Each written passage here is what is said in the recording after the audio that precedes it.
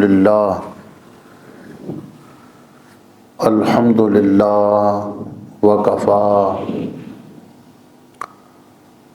والصلاة والسلام علی من لا نبی بعد وعلی آلہ وصحبہ اولی الصدق والصفا اشہد ان لا الہ الا اللہ وحدہ لا شریک لہ واشہد ان سیدنا محمدا عبدہ ورسولہ اما بعد فاعوذ باللہ من الشیطان الرجیم بسم اللہ الرحمن الرحیم حامیم تنزیل الکتاب من اللہ العزیز الحکیم ان فی السماوات والارض لآیات للمؤمنین وفی خلقکم وما یبث من دابۃ آیات لقوم یوقنون واختلاف اللیل والنہار وما انزل اللہ من السماء من رزق فأحیا به الأرض بعد موتها وتصریف الرياح آیات لقوم یعقلون تلک آیات اللہ نتلوها علیک بالحق فبأي حدیث بعد اللہ وآیاتہ یؤمنون وَيْلٌ لِكُلِّ أَفَّاكٍ أَثِيمٍ يَسْمَعُ آيَاتِ اللَّهِ تُتْلَى عَلَيْهِ ثُمَّ يُصِرُّ مُسْتَكْبِرًا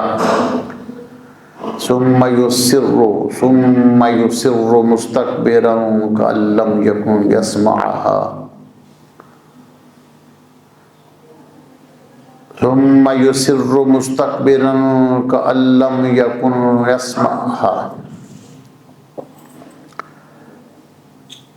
فبشرہ بعذاب علیم وَإِذَا عَلِمَ مِنْ آيَاتِنَا شَيْئًا اتَّخَذَهَا هُزُوًا أُولَئِكَ لَهُمْ عَذَابٌ مُهِينٌ مِّن وَرَائِهِمْ جَهَنَّمُ وَلَا يُغْنِي عَنْهُم مَّا كَسَبُوا شَيْئًا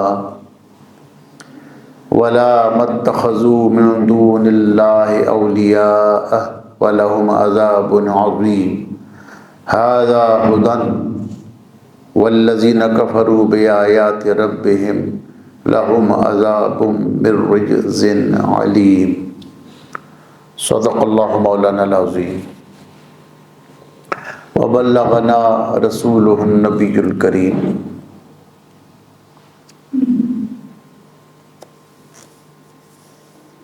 آج کے درس قرآن مجید کے لیے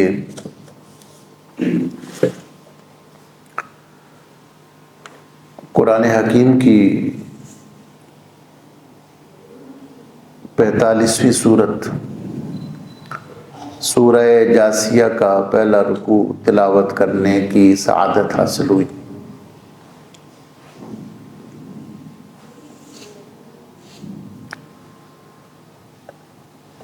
جسا یجسو اس کا معنی ہوتا ہے گھٹنوں کے بل ہو جانا۔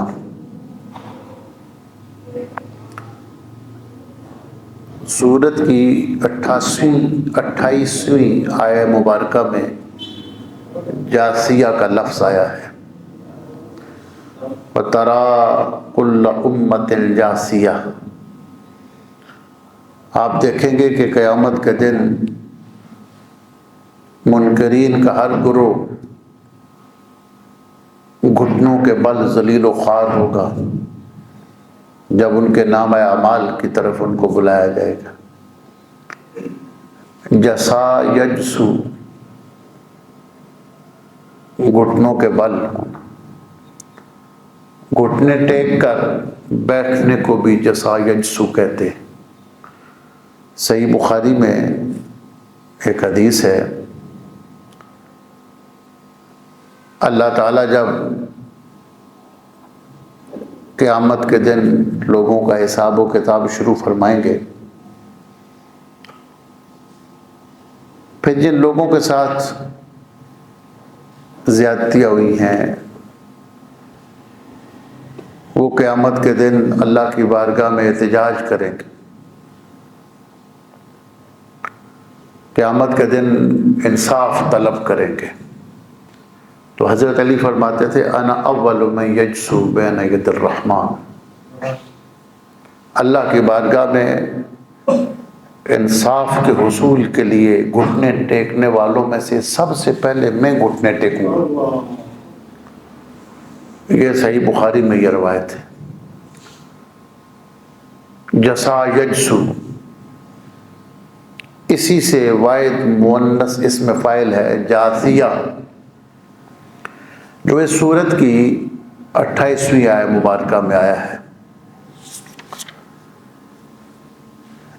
اس میں 37 آیات ہیں اور 4 رکوع ہیں۔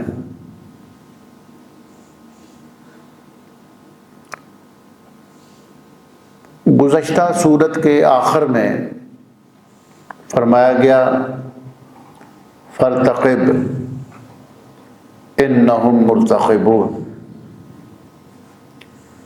اے حبیب آپ بھی انتظار فرمائیے اور یہ کفار بھی انتظار کر رہے ہیں۔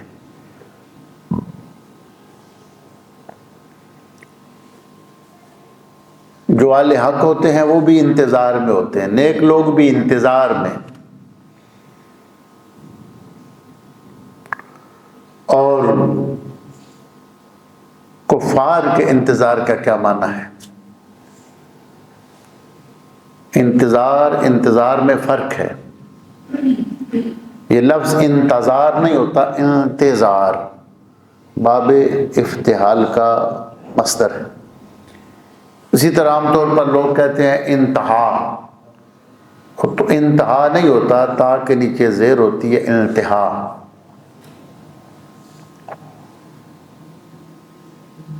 انتظار، کافر اپنی شرارت کر کے، انکار کر کے، کوشش کر کے اپنی تدبیر اور اپنے منصوبے کے نتیجے کا انتظار کرتا ہے، اور مومن جو کوشش کرتا ہے، نیک اعمال کرتا ہے، اس پر اللہ کی مہربانی کا انتظار کرتا ہے۔ مومن کو اس کے انتظار کے مطابق اللہ تعالیٰ اپنی رحمتوں میں سے حصہ عطا فرمائے گا۔ اللہ کو اس کو اپنی رحمت، عنایت اور توجہ نصیب فرمائے گا۔ اور کافر جیسے بتایا گیا کہ ایک دھوئیں کے اندر گھرے ہوئے ہوں گے۔ سورہ دخان پچھلی گزری ہے، اس مناسبت سے یہ عرض کر رہا ہوں۔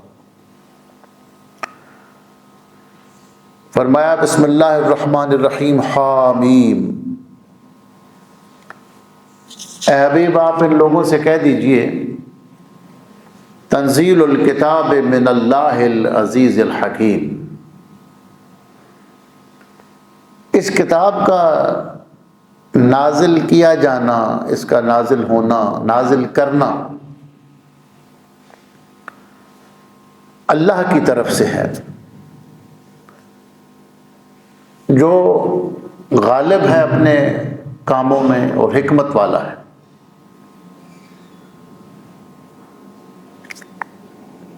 یعنی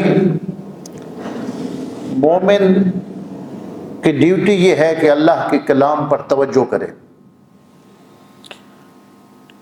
جب وہ دامن طلب پھیلا کر کتاب کے سامنے بیٹھے گا تو اس کے اخلاص کے مطابق اللہ تعالیٰ اس کو قرآن مجید کا فہم عطا فرمائے گا۔ یعنی یہ وہ کتاب ہے، حکمت والی کتاب ہے، اور حکمت والے رب کی طرف سے آئی ہے۔ جو اخلاص کے ساتھ اس کتاب کے سامنے بیٹھ جائے، یہ کتاب اس کی رہنمائی کرتی۔ حضرت حکیم الامت علامہ محمد اقبال رحمۃ اللہ علیہ نے ایک مقام پر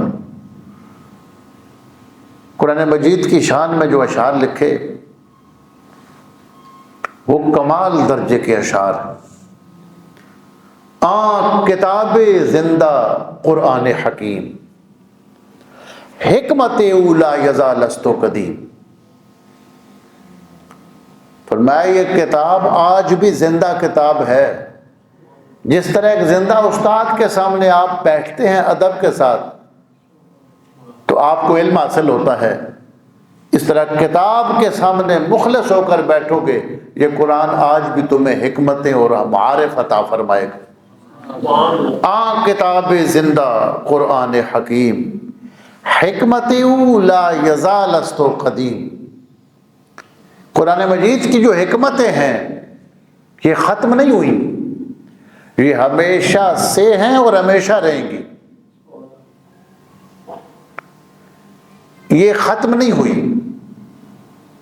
یہ نہیں ہے کہ آج سے 20 سال پہلے 200 سال پہلے کسی کو قرآن کی سمجھ آ گئی تو اب کسی کو مزید سمجھ نہیں آئے گی۔ جو بھی اس کتاب کے سامنے دامن پھیلا کر بیٹھ جائے گا اور ہدایت کا طالب ہوگا، اللہ تعالیٰ آج بھی اس پر حکمت کے دروازے کھولے گا، اسرار کے دروازے کھولے گا۔ یہ ایسی کتاب ہے،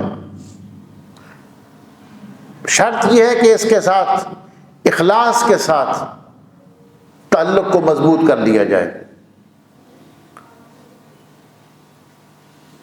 حضرت سید علی مرتضیٰ شیر خدا کرم اللہ وجہ الکریم جب کوئی مسئلہ پوچھتا تو آپ کتاب اللہ سے اس کا حل پیش فرماتے، اللہ کی کتاب سے اس کی رہنمائی کرتے۔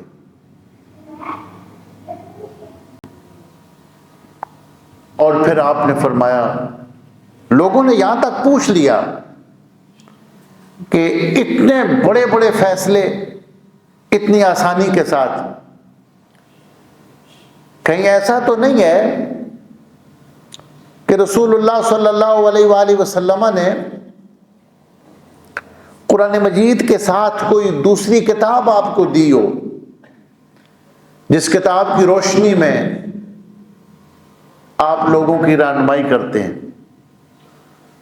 لوگوں کو یہ شک ہوا کہ حضور علیہ الصلوۃ والسلام نے کوئی ایسی کتاب ہے جو قرآن کے علاوہ ہے، اور حضرت علی کو دے کر گئے جس سے امت کی رہنمائی کرتے ہیں۔ تو مولا علی نے فرمایا ایسی کوئی بات نہیں، قرآن کے علاوہ کوئی کتاب ہمارے پاس نہیں، قرآن ہی ہے، لیکن اس کے ساتھ اللہ نے ہمیں اس کا فہم عطا فرمایا، اس کی سمجھ عطا فرمائی، یہی کتاب اللہ ہے۔ لیکن جو اس کے سامنے جتنا ہدایت طلب کرنے کے لیے بیٹھے گا اتنا اس کی یہ کتاب رہنمائی کرے۔ کتاب اللہ، تنزیل الکتاب، اس کا نازل کیا جانا، اس کا منزل ہونا یوں اللہ کی طرف سے ہے جو ہر شے پر غالب ہے، زبردست ہے اور حکمتوں والا ہے۔ اب مومن کیا کرتا ہے؟ ہر کلام کا اپنے متکلم کے ساتھ رابطہ ہوتا ہے۔ یہ آج بھی آپ چیک کر سکتے ہیں اور تجربہ کر سکتے ہیں۔ اگر کسی مصنف کی کتاب ہے، آپ حضرت امام ترمذی کی ترمذی شریف کو سمجھنا چاہتے، حضرت شیخ محی الدین ابن عربی رحمۃ اللہ علیہ کی کسی کتاب کو سمجھنا چاہتے، تو آپ کتاب کو پڑھنے سے پہلے ان کی روح کو کوئی اصال ثواب کریں، 2 نفل پڑھ کے ان کی روح کو بھیج دیں، سورہ فاتحہ پڑھیں، سورہ اخلاص پڑھیں، اور اللہ سے دعا کریں کہ اللہ اس کلام کا ہدیہ اس بزرگ کی روح کو پہنچا دے میں جس کی کتاب پڑھنے لگا ہوں۔ یقین کریں کہ کتاب پڑھتے ہوئے آپ کو ایسے پتہ چلے گا کہ کوئی آپ کو پڑھا رہا ہے اور رہنمائی کر رہا ہے، کیونکہ صاحب کتاب جو ہے، جس نے وہ کتاب لکھی تھی، اس کی روح کا کتاب کی تعلیمات سے تعلق ہوتا ہے۔ بندے کی کتاب آپ پڑھیں تو بندے کی روح آپ کی رہنمائی کرتی ہے۔ یہ کیسے ہو سکتا ہے کہ اللہ کی کتاب پڑھیں اخلاص کے ساتھ اور اللہ آپ کی رہنمائی نہ کرے؟ ہاں، کتاب زندہ قرآن حکیم، حکمت لا یزال است قدیم۔ قرآن مجید کی حکمت لا یزال اور قدیم ہے۔ نو انسان را پیام آخری، حامل رحمت للعالمین۔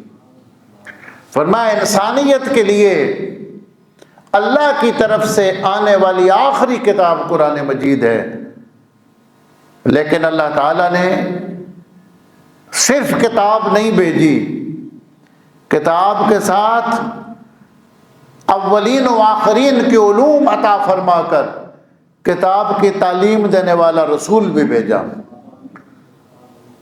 نو انسان را پیام آخری، حامل رحمت للعالمین۔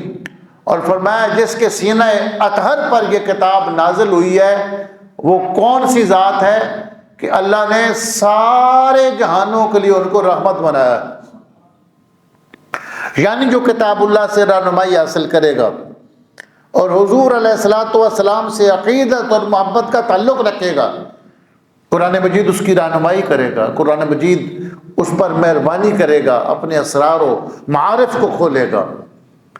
اور فرمایا کہ حرف اورا، یہ اتنی بڑی بات ہے، یہ اقبال جیسے بندے ہی کہہ سکتے ہیں۔ حرف اورا ریب نے تبدیل نے، آیاش شرمندہ تعویل نے۔ یہ آخری مصرے میں بہت بڑی بات اقبال نے کی ہے۔ فرمایا کہ قرآن مجید کے کئی ایسے مقامات ہیں جس کو سمجھنے کے لیے تعویل کی ضرورت پڑتی ہے۔ ظاہری معنی سمجھ نہیں آتا تو تعویل کرنی پڑتی ہے۔ کئی مقامات ایسے ہیں کہ جہاں تعویل کی ضرورت پڑتی ہے، لیکن فرمایا خدا کے ایسے بندے بھی ہیں جو اس حد تک ان کو شرح صدر اور سینہ ایسا روشن ہو جاتا ہے کہ بغیر تعویل کے وہ مشکل مقامات بھی اللہ ان کو سمجھ عطا فرما دیتا ہے۔ حرف اورا ریب نے تبدیل نے، آیش شرمندہ تعویل نے۔ یہ اس لیے عرض کر رہا ہوں کہ یہ بہت بھاری مصرع ہے، آیش شرمندہ تعویل نے۔ اس اپروچ کا بندہ تھا اقبال جس نے یہ بات کی ہے کہ کئی ایسے مقامات جو تعویل کے بغیر کسی کو سمجھ نہ آئے۔ خدا کے بندوں میں ایسے بندے بھی ہوتے ہیں جن کا اللہ سے تعلق ہوتا ہے اور رحمت للعالمین کے قلب مبارک سے رابطہ ہوتا ہے، تو اللہ تعالیٰ ان کو ان تعویلات والے مقام کو بھی اللہ تبارک و تعالیٰ ان کو سمجھ عطا فرما دیتا ہے۔ ان فی السماوات والارض لآیات للمؤمنین۔ فرمایا آسمانوں میں اور زمینوں میں ماننے والوں کے لیے بڑی نشانیاں رکھی گئی۔ وفی خلقکم، اور تمہاری اپنی پیدائش میں، جو تمہاری بناوٹ ہے، خدا نے تمہیں پیدا کیا، خلق کیا۔ وما یبث من دابہ، اور اس نے جو جانور پھیلائے اس زمین کے اندر۔ آیات لقوم یوقنون، یقین رکھنے والوں کے لیے اس میں بھی نشانیاں۔ جب وہ غور و فکر کرتے ہیں، ایک اپنے ہی جسم پر غور کریں تو نشانیوں سے وہ سمجھ جاتے ہیں۔ سید علی کرم اللہ وجہ الکریم کا ایک مشہور کلام ہے، مفسرین نے لکھا ہے۔ آپ فرماتے تھے داؤ کا مل کا فلا تشعرو، دواؤ کا فی کا فلا تخبرو۔ میرے حضرت اکثر یہ شعر پڑھا کرتے تھے۔ فرمایا تیری بیماری تجھ ہی سے ہے، تیری بیماریاں تیری وجہ سے ہی ہیں، تجھے پتہ نہیں ہے، اور تیرا علاج بھی تیرے اندر ہی رکھا گیا ہے اور تجھے اس چیز کا شعور نہیں۔ وَتَزْعَمُ أَنَّكَ جِرْمٌ صَغِيرٌ وَفِيكَ انْطَوَى الْعَالَمُ الْأَكْبَرُ۔ فرمایا تو اپنے آپ کو ایک چھوٹا سا جسم سمجھتا ہے کہ چھوٹا سا تیرا وجود ہے، حالانکہ اس ساری پھیلائی ہوئی کائنات کو اللہ نے ایک آدم کے وجود میں رکھا۔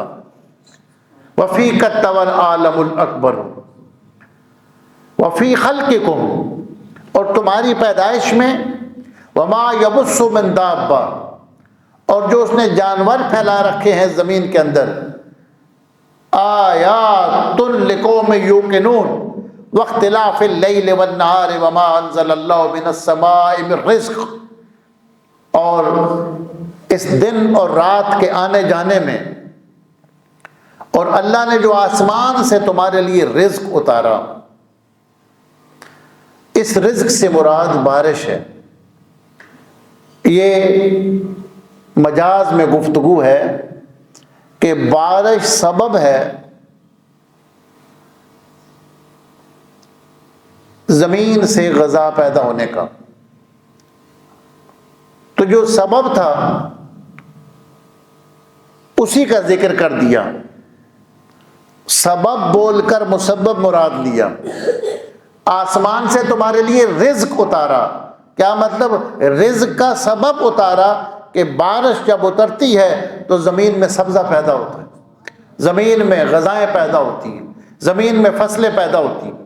فَأَحْيَا بِهِ الْأَرْضَ، اور اس آسمان سے جو رزق اتارا اس سے اللہ نے زمین کو زندہ کیا۔ زمین کا جو سبزہ ہے اس کو زمین کی زندگی کہا گیا ہے، اور جو زمین سر سبز نہ ہو، فصل پیدا نہ کرے، اس کو مردہ زمین کہا گیا ہے۔ فَأَحْيَا بِهِ الْأَرْضَ، اس آسمان سے جو اس نے رزق یعنی بارش اتاری، اس سے مردہ زمین کو وہ زندہ کرتا ہے۔ بارش جب مردہ زمین پہ اترتی ہے تو وہاں سبزہ پیدا ہوتا ہے۔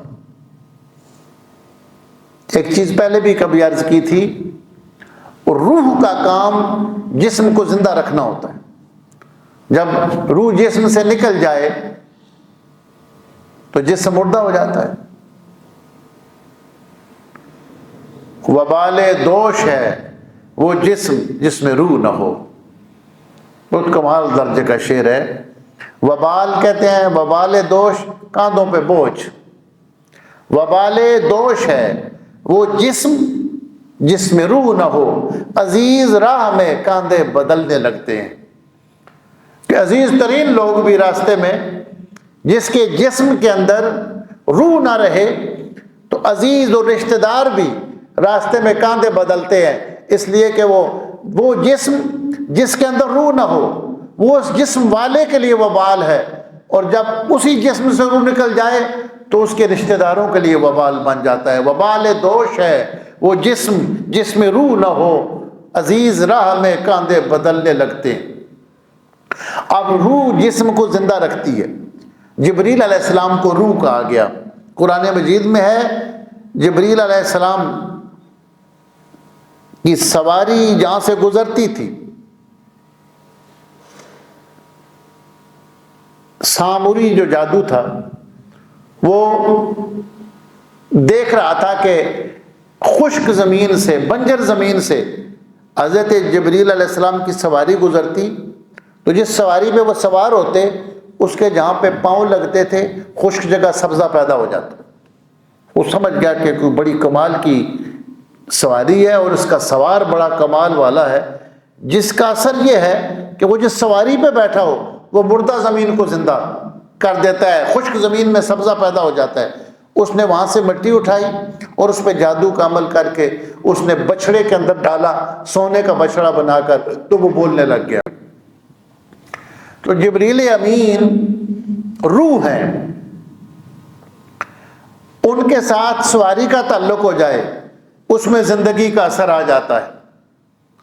اور جبریل علیہ السلام، حدیث میں آتا ہے، اگر زندگی میں کسی بندے سے ہاتھ ان کا ٹچ ہو جائے، مس ہو جائے، ہاتھ میں لا لیں، بندے کو پتہ چلے یا نہ چلے، وہ بندہ قیامت تک قبر میں اللہ اس کے جسم کو سلامت رکھے گا، چونکہ جبریل علیہ السلام کے دست مبارک کا اثر ہے۔ تو جو جبریل چونکہ روح ہیں، اور اللہ نے قرآن مجید میں قرآن کو بھی روح کہا ہے کہ قرآن بھی دلوں کو زندگی دینے والا، قرآن سے تعلق رکھنے والے بھی زندہ ہو جاتے ہیں۔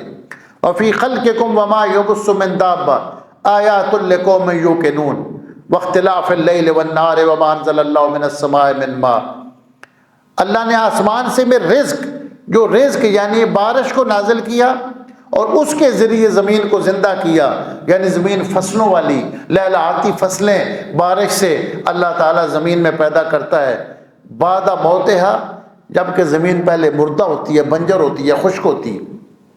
وتصریف الریاح، اور ہواؤں کے پلٹنے میں اور ہواؤں کے بدلنے میں، آیات لقوم یوقنون، اللہ نے نشانیاں رکھی ہیں یقین والے لوگوں کے لیے۔ تلک آیات اللہ نتلوها علیک بالحق، یہ اللہ کی آیتیں ہیں جو ٹھیک ٹھیک ہم آپ کو سناتے ہیں۔ فبأي حدیث بعد آیات اللہ و آیات عباد اللہ و آیات یؤمنون، یہ اللہ تعالیٰ کی آیتوں کو چھوڑ کر اور اللہ کو چھوڑ کر یہ کس بات کو مانیں گے؟ ویل لکل افاک اثیم، ہر جھوٹے بندے کے لیے ہلاکت ہے اور بربادی۔ اثیم، جو گناہوں میں گرا ہوا ہے، وہ اس کے لیے دوزخ کا عذاب ہے۔ یسمع آیات اللہ، جو اللہ کی آیتوں کو سنتے ہیں، تتلا علیہ، جو ان پر پڑھی جاتی ہیں۔ ایسا نہیں ہے کہ سنتے نہیں، سنتے ہیں، لیکن ثم یصر مستکبرا، پھر وہ ضد پہ اڑ جاتے ہیں، ضد کر لیتے ہیں، بات نہیں مانتے، انکار پہ ڈٹ جاتے ہیں صرف تکبر کی وجہ سے۔ بات انہیں پتہ ہے کہ حق کیا ہے، لیکن وہ اپنے تکبر کو نہیں چھوڑتے، ڈٹ جاتے ہیں۔ کأن لم یسمع، گویا کہ انہوں نے بات سنی نہیں، ایسے پتہ چلتا ہے جیسے انہوں نے سنی نہیں، حالانکہ سنی ہے، غور بھی کیا، لیکن تکبر کی وجہ سے اس بات کو نہیں مانتے۔ فبشرہ بعذاب علیم، آپ ان کو خبر دیجئے عذاب علیم کی، دردناک عذاب کی۔ وَإِذَا عَلِمَ مِنْ آيَاتِنَا شَيْئًا اتَّخَذُوهَا هُزُوًا، اور جب انہیں ہماری آیتوں میں سے کسی آیت کا علم ہوتا ہے تو اس کا مذاق اڑاتے ہیں، اللہ کی آیتوں کا مذاق اڑاتے ہیں۔ اولئک لہم عذاب مہین، ان کے لیے دردناک عذاب ہے۔ من ورائہم جہنم، ان کے آگے دوزخ ہے۔ یہ جو ورا کا لفظ ہے، صاحب تفسیر روح المعانی نے لکھا اور علامہ ساوی نے بھی شرح جلالین میں، یہ آگے اور پیچھے دونوں کے لیے استعمال ہوتا ہے۔ یہ پردے کے لیے، من ورا، یہ موارات سے ہے۔ وارا یواری، موارات کا معنی ہوتا ہے کسی چیز کو ڈھانپنا، جیسے قرآن میں ہے کہ قابیل حابیل کی لاش کو اٹھائے پھرتا تھا، کیف یواری سوءۃ اخی، کہ اپنے بھائی کی لاش کو کیسے چھپائے۔ وارا یواری کا معنی ہوتا ہے چھپانا، جیسا کہ حدیث میں آتا ہے کہ بندہ جب نئے کپڑے پہنے تو دعا کرے، الحمدللہ الذی کسانی ما اواری بہی عورتی، اس اللہ کا شکر ہے جس نے مجھے وہ لباس پہنایا جس سے میں اپنے پردے والی جگہوں کو ڈھانپتا ہوں، ان کا پردے کا انتظام کرتا ہوں۔ تو وارا یواری موارات کا معنی ہوتا ہے چھپانا، اسی سے ہے ورا۔ ورا کا مطلب ہے چھپانے والی چیز، پردہ پیچھے بھی ہو سکتا ہے، آگے بھی، یہاں آگے کے معنی میں ہے۔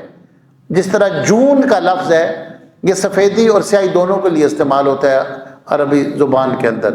تو ورا کا لفظ کس کو کہتے ہیں؟ یہ از قبیل تضاد ہے، یہ علماء اور طلباء کی سمجھ کی بات، یعنی ایسا لفظ جو دو اپوزٹ معنوں میں استعمال ہو، متضاد معنوں میں، اسے کہتے ہیں از قبیل تضاد۔